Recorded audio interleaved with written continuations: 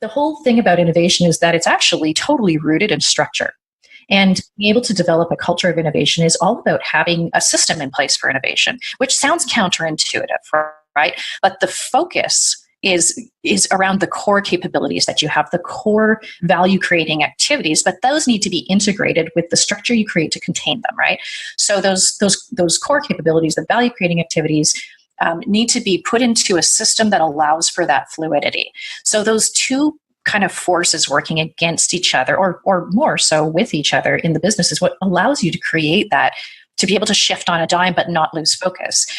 So you have to be clear about what can shift and what cannot shift. And this comes back to what we've talked about with our core motivations and the sort of the passion pillar.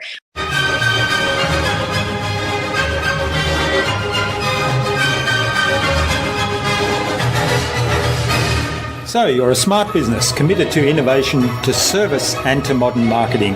And you're asking, what's next? Wondering how you can become even more innovative. My name is Jürgen Strauss from InnovaBuzz, and this is the InnovaBuzz podcast, where we share all kinds of tips, advice and interview guests on all things innovation and leadership in modern marketing. Hi innovators, it's great to be back with another episode. I hope you've had an awesome week so far. I'm really excited to have on the InnovaBuzz podcast as my guest today, Stephanie Hayes. She's a business transformation consultant focused on helping organizations build and improve their business processes, manage change, align service areas, build capabilities, and improve their operations. Stephanie is the founder and owner of multiple startups, and her passion for entrepreneurs runs deep. She believes that small business entrepreneurs are the drivers of business going forward, and that being independent leaves more room for creativity, innovation, and happiness. Today's episode is brought to you by the Transformational Marketing Hub, where you'll find a host of free and exceptionally useful information to help you transform your marketing. You can access the Transformational Marketing Hub by visiting innovabiz.co/VIP. That's innovabiz.co/VIP. If you don't yet have an account, click the blue Take a Peek Inside button and have a look. As I said, it's free and exceptionally useful, and especially for you, my podcast audience. In our discussion today, Stephanie talked to me about the 4 pillars of passion and how to use them in designing the business of your dreams. We talked about the 6 core systems of any business and the importance of focus and not overcomplicating things. Without further ado, then, let's fly into the hive and get the buzz from Stephanie Hayes.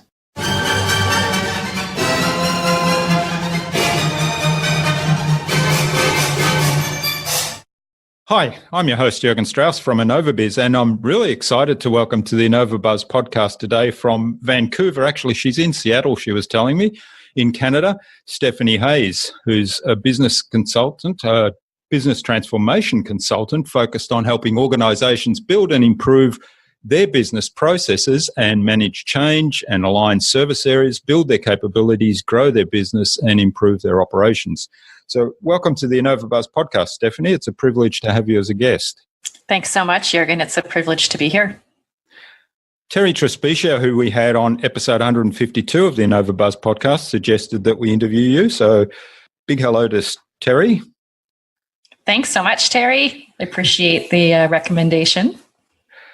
Now, Stephanie, you're the founder and owner of multiple startups, and all of them still going strong and still growing. And with your experience building and operating small businesses, you've developed a lot of insight and clarity on how business models operate, how you develop them, how the customer service segmentation and value proposition can be designed. So I'm really looking forward to exploring the idea of designing your business much deeper today. But before we start talking about all things business and strategy, tell us a little bit about your background. How did you get to where you are today, and what were some of the pivotal moments in that journey? Absolutely. Thanks so much for asking. I think in a nutshell, I've I've been working in small businesses and startups basically from the word go, and got a little bit addicted to them right out of university when I was working in a startup in the university's innovation center. And I think what I loved so much about startups was the opportunity to get so much experience across the board with so many different pieces of business. And I think that sort of set the stage for my career going forward. And I stayed in small business, I stayed in startup, but always consulting to much larger organizations. And that kind of gave me the opportunity to see business from two very different perspectives, but also to see how many threads there are that are present and common, whether you're a small startup or whether you're a large public sector organization or for-profit business.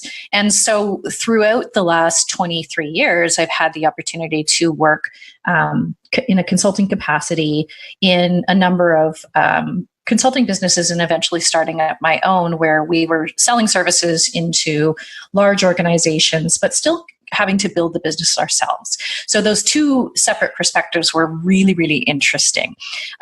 Most of my career, I've been working in technology and technology consulting, business strategy in the technology space, and slowly progressed to the point where I was building my own businesses. I have a software startup. Actually, probably not a startup anymore. We've been in business for a number of years. But I really had an interest in building a product after spending a number of years in the consulting space. Worked as an entrepreneur mentor within the University of British Columbia in their E at UBC program, which really incubates startup ideas from the academic environment and takes them through to the seed fund. And then eventually, the people that I knew in the startup space and friends and family would come to me and say, "Look, you seem to know a lot about business. Will you help me with my business?" And it really emerged into more of a coaching role. And so today, my primary role is as a coach, a business coach and strategist to small businesses and micro businesses who are just starting to get some traction or have gotten a little bit of traction and really need to mature and to grow. So that's the sweet spot right now. And that's where things have evolved. And I've really found that being in that place satisfies a lot about the way that I want to work and where my skills are most aligned, and also is high value to the clients that I'm working with. Yeah, that's interesting how things in a lot of businesses evolve in that way, but it's whilst it's an organic evolution, it is actually a journey of discovery, isn't it? Mm-hmm. It certainly is. And I think that's the key piece of learning that I took out of all of this was that alignment is so important in the business that you're running, both in terms of who you are as a person and what your passions are, but also in terms of the organization as an entity. All right. So what changes when someone works with you then? What changes for them? I think the primary thing that changes with them that really causes them to have these aha moments are stepping right back to the business that they have designed and examining that from the perspective of alignment. So typically a business owner will start up a business because they identify a market opportunity. And when we're in business school or when you are taking courses or when you are learning about entrepreneurship and starting up a business, you're often told to start up from the perspective of the customer. And oftentimes that's actually not the best place for someone to start. They may have built a product and that product is really what they want to start with. And so we take, or they have a certain skill or set of expertise that they really want to leverage. And if they start from the customer, they're going to go down this road of building a business that is not aligned with what they really want. So sometimes it is the customer that is really their core passion. They want to work with this very specific group of people, but oftentimes it's not. And my passion is around the way that I want to work. And I need to make sure that everything that I build in my business supports that and is true to that, or I'm going to have a business that I don't really love to run. And you know what happens when you don't have the passion for your business, you don't put the energy in and things just don't flow. So what we do is we strip right back to to the core motivation that that business owner has. And we look at their business model and we ensure that their business model is structured in such a way that it's achieving their desired motivations. Yeah, that's great advice. And it is contrary to, as you said, the popular notion of identify your customer and identify their needs and then address those needs, which is fine as long as what you have to identify their needs is something that you actually are uniquely placed to add value to that particular customer, and also you're really passionate about it. So I think they're the disconnects that sometimes happen, aren't they? And you talked about alignment, and you talked about going down the path where you're driven by what the customer needs, and then finding out that you actually don't like doing that. Mm-hmm. Absolutely. I mean, the example that I like to give, because nobody can relate to it, is, we get really clear on our vision and we get passionate about this vision, but we don't go a level deeper and really figure out what our business passion is. So, if my vision was that every baby goat has pajamas, which, nobody actually, funny enough, I was doing a webinar and I used this example, and there was a lady who put up her hand in the webinar. She says, I'm a goat farmer of all the things. But, if that was your vision, what is the business that most people would think to build? They would probably think to make pajamas, manufacture pajamas for baby goats, right? That's obvious. But when we apply these cookie cutter business models, we are not thinking about ourselves as business owners. So what if I don't like sewing, or what if I don't like to knit, or what if my hands don't work so well, or what have you? I'm going to carry on with this business because I'm so committed to my vision, but I'm not going to be very happy with it. And I'm not going to really have the energy that I want to put into this business because it's just not aligned. So what if I was the delivery truck driver that delivered the pajamas? Or what if I was a lobbyist that lobbied to have legislation passed so every baby goat needs to wear a pajama? What if I was the farmer? There are so many different ways that I could still execute on that vision that are more aligned with who I am or what I want to do. So we don't think about that next layer of what this business could look like. And frankly, when I sit down with a business owner, I say, you can have whatever you want. They kind of look at me and they say, well, don't you mean what my customers want? I said, no, you got to start with what you want. And so I think that's the big shift. That's the big change for them. And you can see the energy change within minutes of finally figuring out what that business model needs to be so that they can get behind it and that it works for them. Yeah, that's good example, because there are so many ways that you can execute that vision, and having it consistent with your vision then is going to make it so much easier, because in business, as we all know, there are times when things get a little hard. We run up against hurdles that we have to work to overcome. We need to put energy into overcoming those hurdles. And if we don't have that energy and the passion that drives it, then it's going to be so much more difficult. Absolutely. And I think a lot of business owners not everybody is born a business owner. And a lot of these guys start with a craft or a skill. I'm a woodworker and I want to build a business doing this thing I love to do. But they quickly run up against these limitations in terms of their understanding of business. And so they try to focus on the tactics. And what happens when you focus on the tactics is that you build this kind of Franken business. I figured out how to do accounting over here. And then over here, I learned something about marketing. And then over here, I learned, some systems, and I kind of cobbled all these things together. And now I've got this Franken business that sort of moves forward, but, is put together from all these different pieces and sources of information. And so when, with the tactics feel like progress, and that's what every business owner wants to make. But when it starts to get hard and that initial first high of I'm doing this, I'm doing a thing is over, that's when a lot of people are left scratching their head and going, why doesn't this work? Yeah. And that typically happens in the first few years where, the statistics say that most small businesses fail within, I think 7 years is the magical number, but I'm guessing that a lot of them fail earlier than that. A lot earlier, yep. All right. So what are some of the first steps you'd recommend to somebody if they're looking at their business and saying, I really need to change something, I really need to get back to some fundamentals here and look at the design of the business itself and turn it into something that I really love? Right.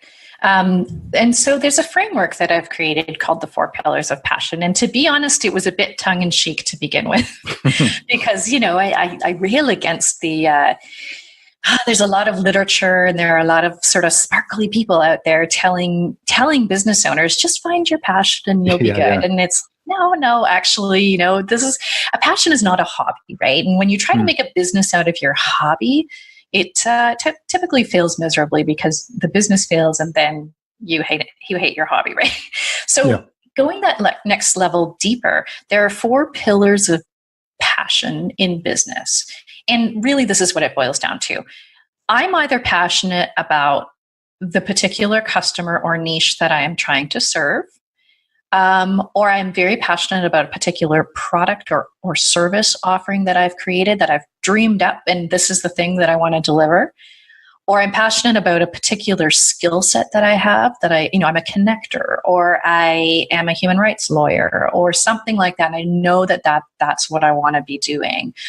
Or I'm passionate about the way that I work.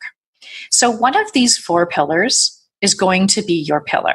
When you know what your pillar is, you now have the basis for a foundation of decision-making for the rest of your business model. And the way that you figure out what that is you run a test. We always want to optimize a business around each of these 4 pillars. And so they all need to be as good as they can be. But to figure out which one is yours and which one needs to be true for everything that you do, you start with, let's say you filled them all out and you start with your customer. You say, if I could do all the other 3 pillars optimally, but I had to change something about this one pillar, would I still want to do the work? So for example, there was a client I was working with and she was having a really hard time deciding what her business was going to be. She tried one hobby, then the other hobby. And she just didn't find anything she was super excited about. And so we started talking and she was mentioning these people that she loved working with. And I thought, well, goodness, her pillar really is the customer, and she would follow that more traditional business design model. She wanted to work with these ultra sort of spiritual people, and they really fed her. And that was something. And so all the things we were trying to figure out, the what she was doing was really not that important to her. It was more important that she served this particular demographic, which then allowed us to say, okay, that has to be true in everything else that we're doing. So what could you do to serve them? What do they need? And then you can follow your traditional business design model. But I've also had customers who have come to me and said, well, I created this really cool framework for, or I created this really cool product, right? And it's a pair of, active wear leggings that have met a whole bunch of really cool things that other retail manufacturers haven't been able to create.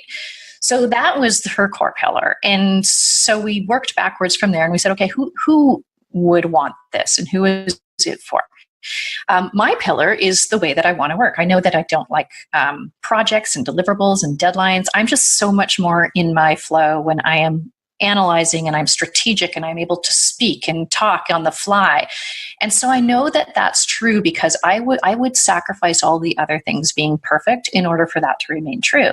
And now I have this beacon and I have this guidance, and every decision I make in my business is going to ensure that it's aligned with that particular passion. So that is the very first step for us to take when we really want to make sure that our business is aligned. When that's in place, now we can start looking at the next layer of the business, which is your goals and your values and, the things that you want to remain true in your business. And from there, we can then ensure that we are serving customers and we have defined customers that ensure alignment with the rest of those pieces of our business. So we're going sort of from the heart out. And the offers that we create need to also support the passions that we have in our business and all 4 of those pillars. So we kind of work from the core out. Now, if you can work through that model and make sure it's all aligned and get that right, you've got this really strong core for your business. And then all of the other tactical stuff can kind of fall into place. And there's sort of 6 pillars to business. One of them is this business model design. And then there's your offers and your pricing. And then there's your financial plan and your marketing and your selling and your systems and your processes. And finally, the way that you work and your work scheduling. So all of these things need to be in alignment and in lockstep with each other, but you have to start at that core. That's a really comprehensive line of sort of working out. I'm fascinated. You gave a couple of examples there where you described speaking with clients and discovering what their kind of core passion, what their core pillar of passion is. So how do you go about that? Is that just a conversation and a bunch of questions to really understand what motivates them and what their values are and where they get their energy from? It's not really that complicated. I think where it gets complicated is that we resist. We want to be all things to all people, right? And I think a lot of business owners, come from this place of fear and scarcity, and so they don't want to double down on something for fear. And you see this a lot in marketing and selling, for fear of losing a potential part of their market.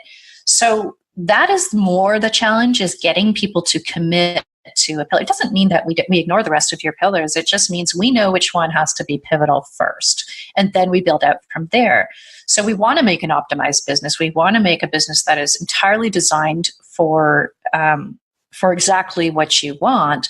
But getting them to step through that process, it's pretty simple. It's just the mindset and the thinking around commitment is a place that a lot of business owners get caught up. They do it all the time. They say, well, if I'm not all things to all people, I'm going to miss out on opportunities. And really the opposite is true, that if you are trying to be all things to all people, your ideal customers aren't going to see themselves in you. They're not going to see themselves in your services or your offers or your products. They're going to walk away because they don't understand, right? It's the same with your pricing. If your pricing is out of alignment with the brand you're trying to create, your ideal customers aren't going to find you. And that goes both ways. So if my brand is all about trying to serve more experienced entrepreneurs and higher level entrepreneurs, yet I'm pricing at a much lower pricing rate than they would consider that service to be worth, they're going to look at my prices and they're going to think, what's wrong with that? Maybe I shouldn't go for it, right? Rather than, oh, what a deal, I can get her for cheap, right? So we put so much emotion into things like pricing, into things like, our business model will really, there are some pretty clear answers living in the facts that we can pull out and start committing to, and that's going to make everything flow a lot nicer. Yeah, well, that is such a good point. The fear of missing out, I think, is something that we all suffer as entrepreneurs, and we kind of think, yes, I can do that and take on more or spread further afield outside of our core competencies or outside of our core customer niche or whatever it might be. And for me, every time I've really focused more narrowly in terms of the whole business approach or project or so on, it's actually had the totally opposite effect. In fact, the better I focus, the more the results come in, or the growth occurs. So it's counterintuitive, and yet so many people struggle to actually do it. And I've got to say, every now and then I fall into the trap of, oh, hang on a minute, I'm losing focus here. Yep. And I learned that lesson really, really well last year when I started experimenting with program design and, I was just putting things out there. I'm an innovator, so I like to just throw things out into the wind and see what happens and adjust quickly. But I very, very quickly realized that the way that I was positioning and selling a certain service was attracting entirely the wrong people. And they would complain about a $25 a month price tag, whereas the same people would pay $3,000 for a program that wasn't that much more in terms of service delivery, but the way it was positioned was so much different. So, we get into these sort of ruts of trying to be all things to all people, when really our core people just want us to be the thing we are to them, right? And that's hard to do when you're in a bit of a scarcity mentality, or you're freaking out about the money that's not coming in. And I absolutely get it, but casting your net wider does not always result in more customers. Yeah, it does. It does require a bit of a leap of faith, like you said, particularly at the start when you do need the revenue coming in to sustain your lifestyle or to pay the bills. But as you say, the focus will actually deliver the results quicker. Absolutely. Now, you mentioned doing some experiments there and that you're an innovator at heart. So there's a bit of a disconnect there, I suppose, around innovation and doing those experiments and that focus. So how do you reconcile that? Yeah, well, to me, they're quite related. I think having a culture of innovation within, whether you're a one-person shop or whether you're a small business or a much larger organization, building that commitment to innovation and that process and that practice around innovation is absolutely critical to not getting stuck. And if you find things aren't working right away, then you need to be able to shift. And this doesn't mean, shift so radically that you are confusing your customers and yourself. But this is where, the whole academic background to innovation. This is my postgraduate work was all around innovation management. So I'm going to nerd out here a little bit, but the whole thing about innovation is that it's actually totally rooted in structure. And being able to develop a culture of innovation is all about having a system in place for innovation, which sounds counterintuitive, right? But the focus is around the core capabilities that you have, the core value creating activities, but those need to be integrated with the structure you create to contain them, right? So those core capabilities, the value creating activities, need to be put into a system that allows for that fluidity. So those two kind of forces working against each other, or more so with each other in the business, is what allows you to create that, to be able to shift on a dime but not lose focus. So you have to be clear about what can shift and what cannot shift. And this comes back to what we've talked about with our core motivations and the sort of the passion pillar. I know this one pillar here can't shift. So what do I need to shift around it in order to get to that place that's just right? And that requires you to be good with experimentation. It requires you to be clear around the data that you're receiving back and to be curious and to notice. We launched a program in the fall that absolutely flopped because we just started without knowing anything.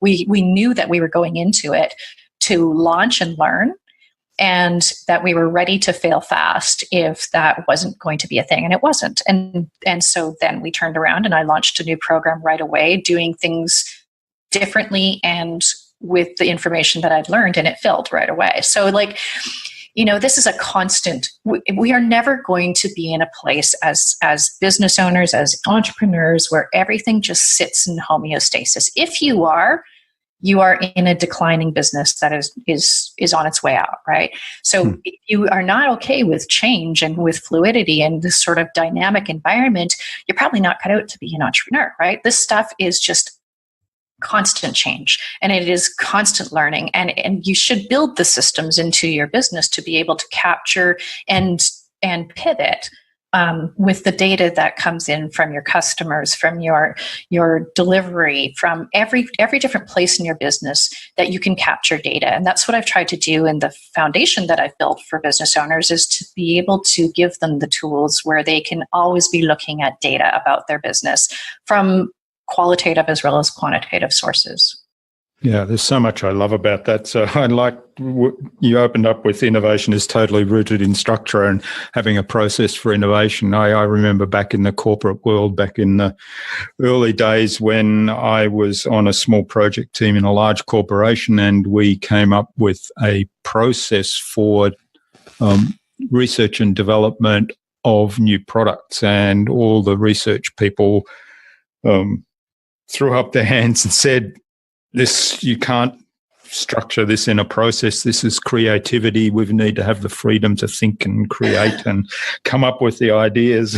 And we had all sorts of issues at the beginning to convince them that there's actually a structure to the ideas and there's actually a process that they go through developing ideas. And even though they might not be consciously aware of the process, there was a process. And if we could harness that and then streamline it and make it work efficiently, and particularly do what you went on to say later on, in other words, test things out very quickly and gather data and information to see what might work and what might not work, then we could be much more efficient in launching new products.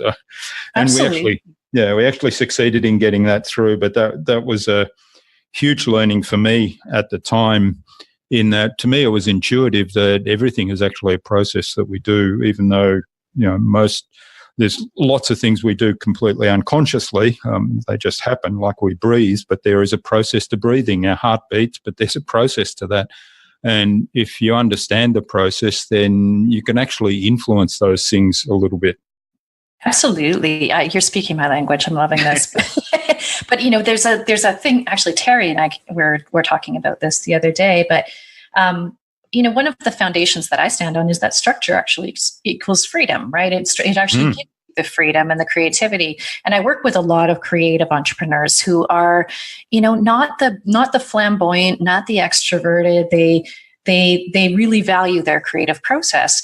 And to them, it's interesting that they even come to work with me, because everything that I offer is around a lot of structure, but they know that that's missing, and they still resist it because they think that's going to limit their creativity and what have you. But what they find is that finding the right amount of structure and the right places to have structure actually gives them tons of freedom in their work scheduling and they have made huge shifts from going like overwhelmed and selling transactionally to these really interesting strategic shifts and to getting their life back, right? So all of these problems are solvable, and structure is actually your friend and gives you the space to have that kind of creativity.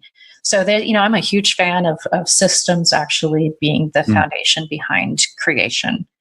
Yeah.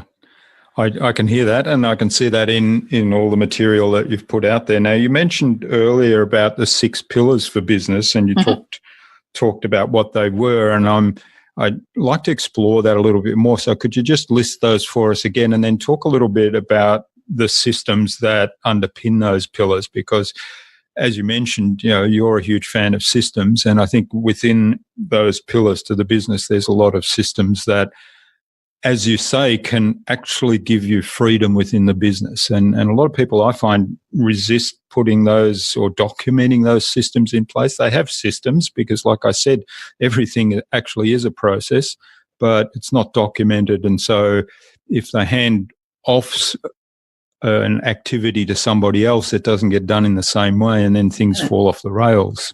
Mm-hmm. Yeah. Well, for these systems also scale. You're familiar with the corporate environment where I've spent a lot of time and implementing very large systems, and my background is in integration, so application and data integration. So we've seen some fairly interesting projects happen where we're trying to flow information across a business. Look at a bank, for example, and they've got 12 different sort of system categories, and then all of those pieces have a hub that has to have data flowing amongst them.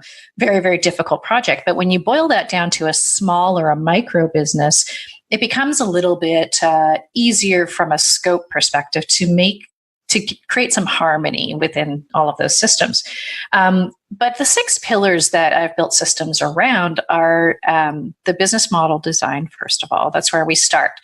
Offers and pricing, and so whether that's products or that's service design, we dig into what you're actually doing for your customers, and that varies quite significantly from one business owner to another. But that's where we really get the creativity. That's where we can take all the pieces of a business owner's vision and put them together so they're actually delivering something that's in harmony with the way that they want to work and what their customers need and want, and the things that are going to give them freedom in their lives. The third pillar is around the money, which nobody wants to talk about, but is probably the key the key liberator for most of these guys. They don't want to dig into their money. It's scary, and it's foreign to them, and people resist things that they're fearful of, right? Or that are unknown to them. Yeah. So what we try to do from a financial perspective is we do some planning, not around dollars, but around the context of the work that they're doing. So if you are selling a service, then we look at your financial plan in the context of the services that you're selling. So when I'm running a business, I don't sit and think about, I have to make $5,000 this month. I think about, I need 5 clients, or I need to sell 5 spots in a group program, or I need to sell 1 unit of the software product that I have. So putting the financial plan into the context of the actual work that the business is doing is critically important. If I have a business owner that says, I want to make $100,000 this year, or 200 or 500 or whatever it might be, the chances of them actually achieving that goal are very slim. If we start to break it down and we put it in the context of how many of a thing they're trying to sell, that changes everything. And then the tool that I've built is very easy for that. We don't spend time entering in dollar amounts. We spend all our time on the sales plan, which is the contextualized, unit-based plan of action for them. And it's all connected so that it translates into money. So this is just one of 3 sort of legs of the stool that we eventually come back to. So the financial plan is the place that they start out hating, end up loving. And then we move on to marketing. And marketing is just about relationships, and it's about becoming known. So when we break it down into both content that we're producing and visibility, every marketing activity fits into one of those 2. So I'm not a fan of actually creating a marketing plan, so to speak. What I do is I give them repositories with which to plan the activities they're doing and to prompt them to create this sort of mix. But the traditional business plan, the traditional marketing plan is a huge waste of time for a lot of these business owners. It is an academic exercise that really produces very little value for them. And all of the focus is on the words I'm writing. Whereas if I just give them a data repository in which to capture and organize the marketing activities that they're taking, then they can pull from those, and they can create their own sort of version of how they're going to create their brand, and how they're going to support their brand, and how they're going to go out and start building the relationships they need to build, because all of these pillars sort of need to be kept going at the same time. The 5th pillar is around systems and processes, which I'm sure you won't be surprised by, but these are all in a certain order for a certain reason, right? They all build upon the last pillar. So when we get to systems and processes, a lot of people, business owners, hate technology. They say, "Oh, I don't like technology. Oh, it's a pain in the ass." But really, what they're saying is, "I haven't yet learned how it adds value to my business." And coming out of the technology space, I can tell you that you never put in a system without a business justification, right? So if we are looking at systems just because of FOMO, fear of missing out, or because they think it's going to be a band-aid solution to getting more business or clients or what have you, that's going to be a failed implementation, and they are not aligned with the value and the benefit of putting that system in place. So what we do is we look at their processes. There's 9 core processes every business has, and some depending on the business will have other ones. But we look at those processes, and we figure out, again, alignment with the business, which of these are core to this business, which have to be absolutely bulletproof in order to be able to sustain the brand, and which are not that important. And as we go through the processes and we map them out, we can figure out where this business owner actually needs a system in place. And for some of them, they think they need a CRM, for example, and they don't really. They don't at all. It's not going to add any value to their process. However, they really need to get good at onboarding new customers. And so we'll focus there, and we'll put some systems in place. Or where do they have this time suck or this energy suck? So going through and taking the perspective of the processes first is where we get to our system strategy. And then finally, we do work scheduling. And that is, for solo entrepreneurs, that's a really, really huge thing, because they don't know where their time is going. Now, that can be leveraged to add in teams, but this comes back to this whole feast and famine issue. these guys are often in a place where they're in this sort of like deliver. I've got lots and lots of clients, and oh my gosh, I'm so overwhelmed, and deliver, but they're not doing anything to drive the rest of the business. And so then they come up for air, and all of a sudden they're at this crazy phase of like, oh my gosh, I have to go hustle for customers, and it goes back and forth and back and forth, right? Yeah, so you get the yo-yo effect. Yeah. Right. And so when they come from a place, we start their work scheduling around what they really want and what their lifestyle needs to allow them. So if they want to work only 20 hours per week, then we can say, okay, what does that look like? And let's make sure you're allocating those hours across all the different things you need to do in your business. And that results in this capacity plan. Now, this becomes a huge truth-telling exercise, because if they're telling me I want to work 20 hours a week, then we can start looking at the other tools that we've created, and you can say, okay, does that allow you to deliver on the work that you have put into your financial plan, to your sales plan? And also, if it doesn't, then do we need to look at your pricing? So these three legs of the stool allow us to create this perfect, like, harmonized business model. So if I know that I don't have enough time to reach this financial goal, then I need to play with my pricing. If I know that my pricing has to stay, then maybe I have to back off my financial goal. But it's a huge reality check. But now we have all the data to tell us whether this business is actually going to work or not. So those are the six pillars. Yeah, that's a very comprehensive structure, and I really like that. There's so much really good stuff there. I understand what you're saying about the money, and I often suffer that myself. I really like how you put it in terms of, okay, there's 5 customers that I need to try to get on board, or I need to sell 5 new products. Turn it into a concrete sales plan rather than fret over the numbers itself. And the numbers come out of that. I also particularly like the work scheduling stuff, because often we kind of set ourselves up for doing a 60 or 70 hour day, and what we really want is to only work half of the day, so 20 hours a week, 60 or 70 hours a week, 20 hours a week, as the contradiction from what we want to do and what the plan actually results in. So, yeah, really great advice. I could go on talking for hours with you, Stephanie. There's so much stuff there to unpack, but I'm conscious of the time. We've sort of gone well over half an hour already. So I think it's time to get on to the Buzz, which is our innovation round. And it's primarily designed to help our audience who are innovators and leaders in their field with some tips from your experience. So some really short tips that hopefully will give some insights to inspire the audience to go and do something awesome today. So question 1 is, what's the number one thing you think anyone needs to do to be more innovative? Okay, that's a good one. I think that we need to balance out destruction and creation.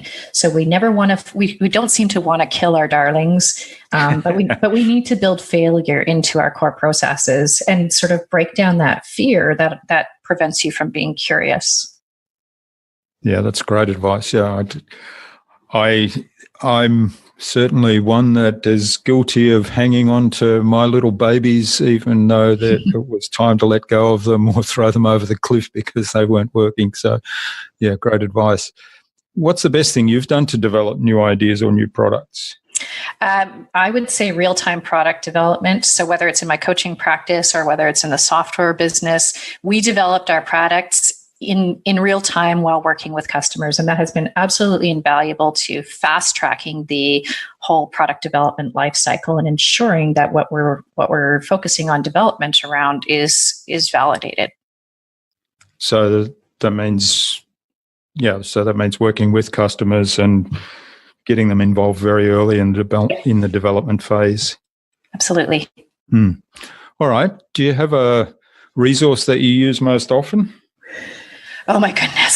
So if we're talking about just systems, I would say my favorite system right now, technology-wise, is Airtable. And that is what I've built a lot of my solutions on for my coaching practice. But I would also say that one of the frameworks I've leveraged throughout the years around innovation is Dorothy Leonard's Wellsprings of Knowledge. And in that book, she sort of creates that framework for building structure around innovation. Yeah. All right. We'll link to those. Airtable's fabulous. It's a great tool, but again, we talked earlier about not jumping on tools simply for the sake of doing it. So right. we will link to that. But if it's not part of your business strategy, just let that one slide. And we'll link to Dorothy's book as well. So what's the best way to keep a project or a client on track? I would say that is a focus on goals and motivation. So since we're dealing with people, we always want to bring back the work that we're doing to motivators, both for the people, but also for the project. And I think a lot of times projects get off track because there's bright, shiny objects or there is some distraction, right? So keeping things focused and on track is all about ensuring why you're doing it, and then also being able to appeal to the motivating factors for a particular individual, because we all have these different tendencies. Yeah, great advice. So the motivation thing is really important, and understanding what actually motivates the client in a core way is very good as well. So I'm certainly guilty of doing distraction really well. I'm an expert in that. I think we all are at times. I have to look at myself and say, hang on a minute, what's important here? All right, what's the number one thing anyone can do to differentiate themselves? I think you need to ask the questions that no one else is brave enough to ask. I like that. Can you give me an example? Sure. So in the software world, the product that we created, we asked a lot of questions that may have seemed dumb, to our clients. And by asking those, we got to the heart of what we built into our system to make it different, and that addressed problems that no one else was willing to try and address because they felt sort of silly asking the questions. So, differentiating ourselves has been about knowing the answers to those questions no one else wants to ask. Yeah, that's great advice. And often we make assumptions, don't we? We do. When we face those questions, we make assumptions and say, oh, well, we don't need to ask that. That makes us seem silly. And so we assume. And then if we don't get the assumption right, then it's not delivering and it's not differentiated. Mm-hmm. Love it. All right. Now, what's the future for you and your business then? Oh, things have been going like gangbusters. We just launched a new program, new group program this week, actually. But this year, I have a vision to actually creating an intrapreneurship program for growing businesses. So most of my coaching work is focused on solo entrepreneurs or small businesses, but I find that there are businesses that are growing that are losing sight of their innovative capabilities. So I want to take all of the work that I've done with small businesses and on solo entrepreneurs and turn that into a program that can help growing businesses retain their innovative characteristics. Okay, we look forward to seeing that come to fruition. Mm-hmm, well, me too. Thanks, Stephanie. This has been really great. Where can people reach out to you and say thank you for what you've shared with us today? Oh, absolutely. My website is stephaniehayes.biz, so StephanieHayes.biz/InnovaBuzz. And I will have a little free offer up there for a one-on-one strategy call for your listeners. That's great. Thank you. We'll have links to that in the show notes so that people can just click through. All right. What's the number one piece of advice you'd give to any business owner then who wants to be a leader in innovation? I would say don't be afraid to go out there and make a mess or to be wrong, right? Because the sooner that you go out there and you try, the sooner you're going to know what direction you need to go in. So this is an environment of constant change and constant learning. And if you're not willing to go out there and be messy to begin with, it's going to be hard for people to find you relatable, and you'll have difficulty with your positioning. So I think just being comfortable with that is a huge step forward for a lot of business owners. Great advice. And I think in your About page or somewhere I read about you used the sentence, "I failed, but I won." Oh, absolutely. I think that encapsulates that, right? Yes. All right. Finally, then, who would you like me to interview on a future InnovaBuzz podcast and why? I would love to see you interview Alexander Osterwalder. He's from Strategizer, which is the company that sort of took the business model canvas and really kind of blew it up for corporations. Not only because he's incredibly smart and he's done some really interesting stuff, but he's also from St. Gallen in Switzerland, which is where my family is from. And he seems like a very intelligent and innovative individual. Oh, right. So you're from St. Gallen in Switzerland. I didn't know that. My family is, yes. Your family. Okay. So do you know Alexander? Can you get us an introduction? Oh, gosh, I don't know if I could, but I'd certainly like to try. All right. Well, we'll see if we can reach out to Alexander and get him on the podcast. Thanks for that suggestion. Thanks so much for sharing your time and your insights with us today. You've been really generous with the information and I've really enjoyed it. I've learnt a lot as well. I've got a whole page of notes here. So I'm looking forward to sharing this episode with my audience. I wish you all the best for the future and let's keep in touch.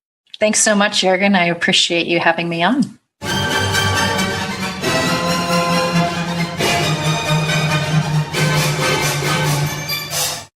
I hope you enjoyed that fascinating and insightful conversation with Stephanie and, like me, found a lot of value in the information she shared.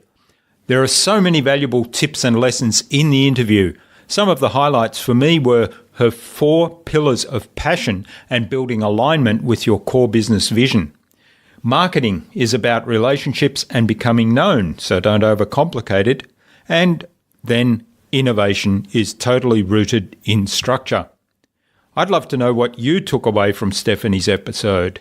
Leave a comment below the blog post, which can be found at innovabiz.co/Stephanie Hayes. That is STEPHANIEHAYES.